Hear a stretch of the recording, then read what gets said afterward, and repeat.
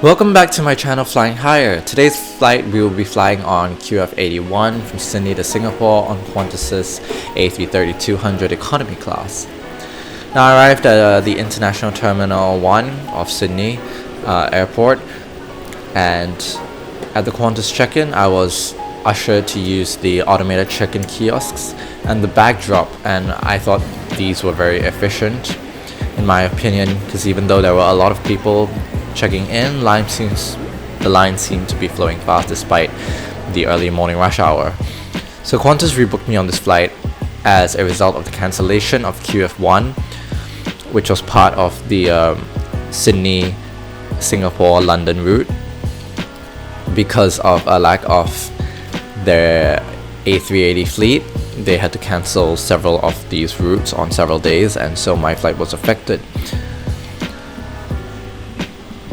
So they decided to rebook me on a flight through Denpasar, which had a connecting time of 1.5 hours, connecting to KLM onwards to Singapore, and I didn't like that because it was 1.5 hours transit time, which is not ideal. So here we are at gate 35, where we will be boarding our flight. Our aircraft for today is VH-EBV, and it is a A330-200.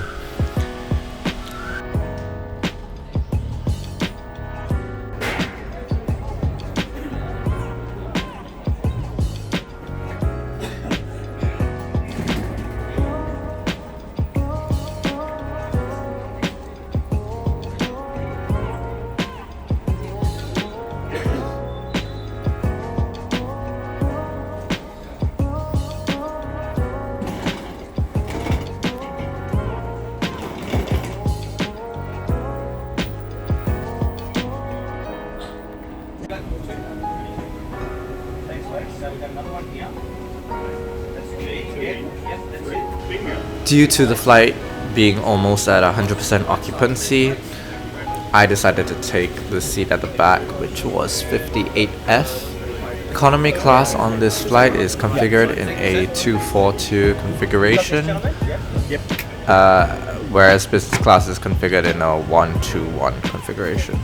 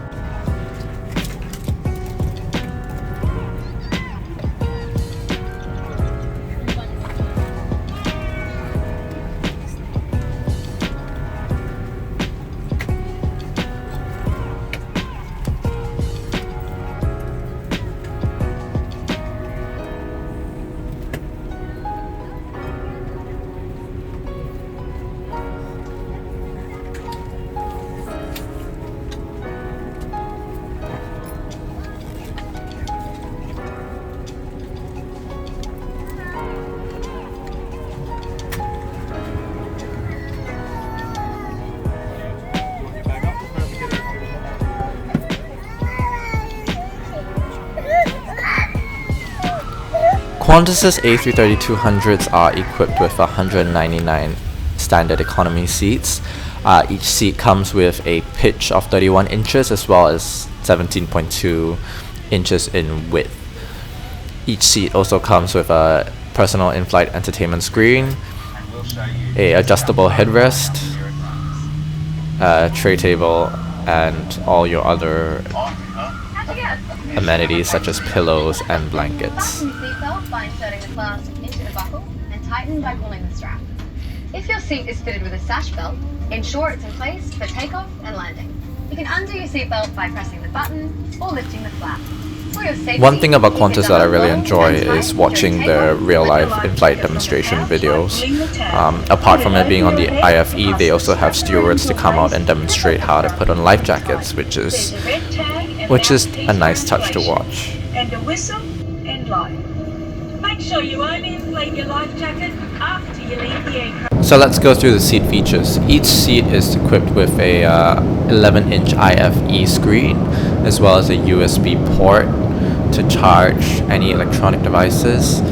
The tray table itself is quite large, and the fact that it doesn't fold into two but is one table is a nice addition. On the seat itself, you are given a pair of headphones, which is probably one of the most sturdiest I've seen in economy class, as well as a blanket wrapped in plastic and a comfy, fluffy pillow.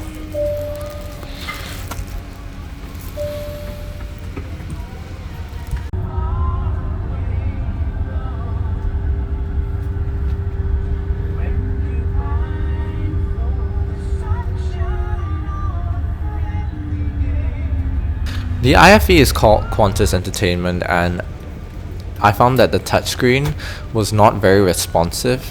When I clicked the arrow next or the exit button, it kept thinking that I was pressing another button, which was a bit inefficient at times. There was actually a large range of television and movie programs that you could watch, from recent blockbuster films that was just released to Disney films and a range of musical genres as well to explore.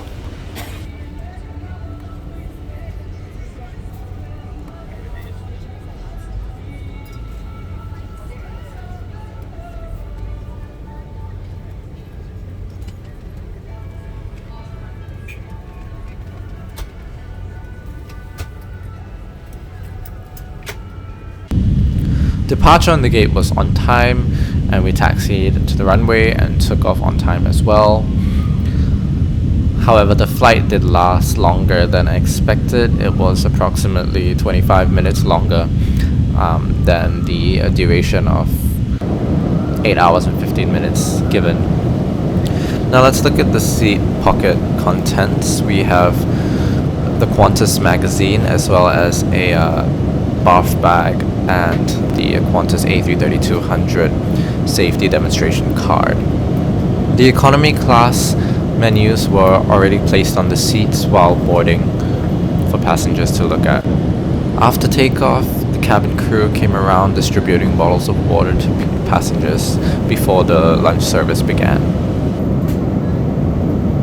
I pre-booked the vegetarian ovo-lacto meal, and thus I was given my meal earlier than other people.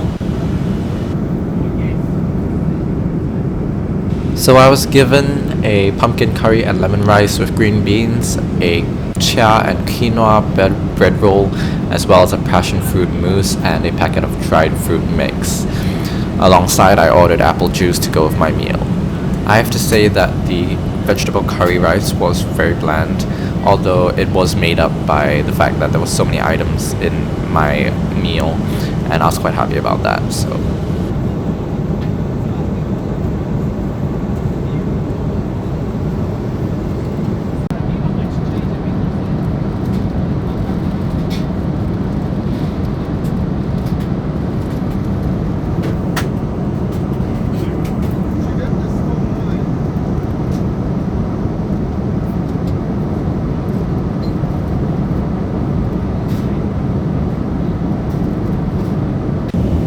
after meal service ended, cabin crew came around distributing mango ice cream to each passenger, and I thought it was very yummy. The cabin lights were dimmed shortly after meal service ended, and I have to say that the seat is actually quite comfortable.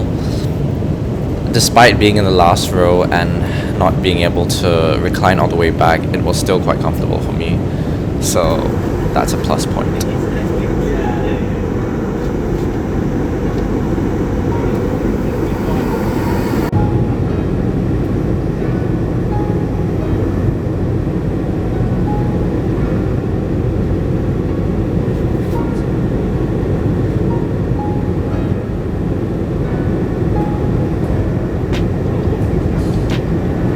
I woke up just in time for the refreshment meal service to start, and I was given a burger this time. The burger was a chickpea and coriander sweet corn patty with paprika and melted ranchero sauce and a chia and quinoa bun.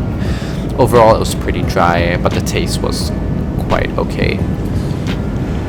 I think that this refreshment meal is still better than British Airways refreshment meal, giving me a very dry, sun-dried tomato sandwich. But anyways. The crew were generally professional, and most of them had smiles on their faces whilst interacting with passengers, and I felt that they did make me feel welcome and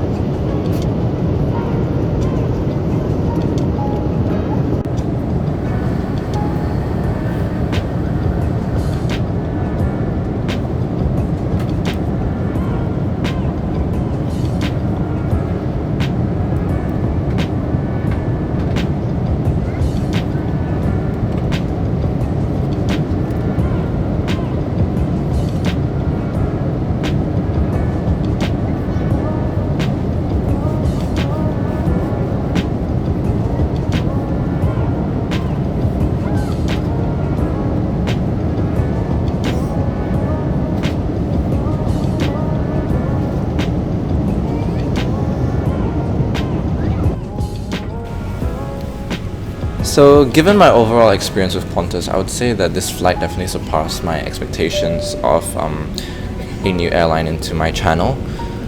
But having to take into consideration the cancellations of my original flight plans, I guess it's a compromise of give and take, and I still feel that Qantas is definitely an airline worth giving a second chance because it has proved itself in this video. And yeah, I think I would recommend it to other passengers as an alternative flying to Singapore from Sydney.